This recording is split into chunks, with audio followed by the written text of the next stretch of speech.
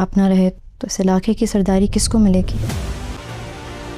तुम और मैं उनके लिए महज कठपुतलियां हैं जिन्हें वो अपना बदला लेने के लिए इस्तेमाल कर रहे हैं। किसी को मारने के लिए ना जिगरा चाहिए होता।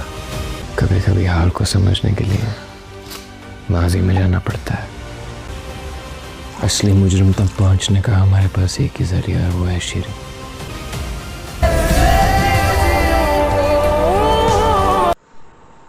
रबिया सरबुलंद से कहती है कि अगर आप एक बात सोचें कि आपके ना होने से किसको सबसे ज़्यादा फ़ायदा होगा, अगर आप ना रहे तो आपके बाद सरदार कौन बनेगा।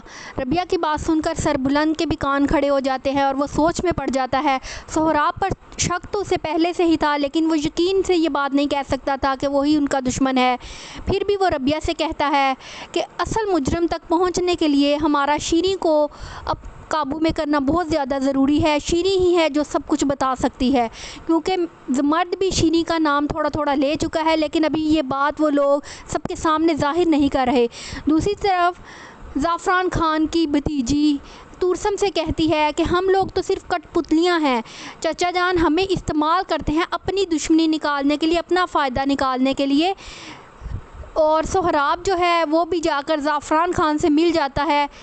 अंदर ही अंदर वो ये मामला तय करने की कोशिश कर रहा होता है कि किसी न किसी तरह इनके कंधे पर रखकर बंदूक चलाई जाए और फ़ायदा वो उठाए, सरबुलंद को मारने का इल्ज़ाम इन लोगों के सर पर आए और सरदारी उसे मिल जाए।